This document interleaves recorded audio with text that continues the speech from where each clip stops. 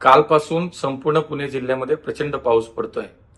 आपल्या शहराला पाणी पुरवठा करणाऱ्या मुठा नदीवरील जी धरण साखळी आहे त्याच्यामध्ये पानशेत आहे, वरसगाव धरण आहे आणि खडकवासला या तीनही धरणाच्या परिसरामध्ये प्रचंड पाऊस झाला आणि स्वाभाविकपणे काल रात्रीपासून मोठ्या प्रमाणात विसर्ग पाण्याचा मुठा नदीत करण्यात आलेला आहे। रात्री जवळपास 25,000 क्युसेकनं, नंतर 40,000 आणि सकाळी 7 वाजता जवळपास 50,000 क्युसेकनं पाण्याचा विसर्ग करण्यात आला आणि त्यामुळे स्वाभाविकपणे आपल्या शहरातील वेगवेगळ्या भागांमध्ये सोसायटी असेल, वस्ती असेल, घरांमध्ये पाणी जाण्याचे प्रकार खूप मोठ्या प्रमाणात झालेले आहेत।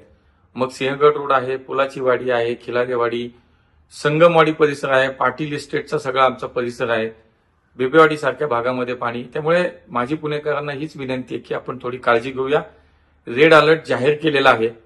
माननीय जिल्हाधिकारी असेल, पुणेचे महापालिकेचे आयुक्त असतील सुहास दिवसे आणि राजेंद्र भोसले, मी दिल्लीत असल्यानं अधिवेशन सुरू आहे संसदेचं, तरी सुद्धा पहाटेपासून या दोघांच्याही संपर्कात आहे। सगळ्या यंत्रणेचा आढावा घेतोय। डिझास्टर मॅनेजमेंट असेल, फायर ब्रिगेड असेल, पोलीस असतील, ही सगळ्या यंत्रणा काम करतायत आणि निश्चितपणे ही सगळी मंडळी आता फील्डवरती आहे। परिस्थिती अत्यंत आटोक्यात आहे, पण पुढच्या काही वेळेमध्ये अधिक पाऊस होण्याची शक्यता आहे असंही सुहास दिवसे यांच्या बोलण्यातून आलं आणि त्यामुळे यंत्रणा सतर्क आहेतच, पण नागरिकांनी सुद्धा काळजी घेतली पाहिजे। मी आपल्या सगळ्यांना हीच विनंती करेन, प्रशासन काम करतंय। साधारणपणे शक्यतो नदीच्या आजूबाजूचा जो परिसर आहे तिथल्या मंडळींनी थोडंसं अधिकची काळजी घ्यावी।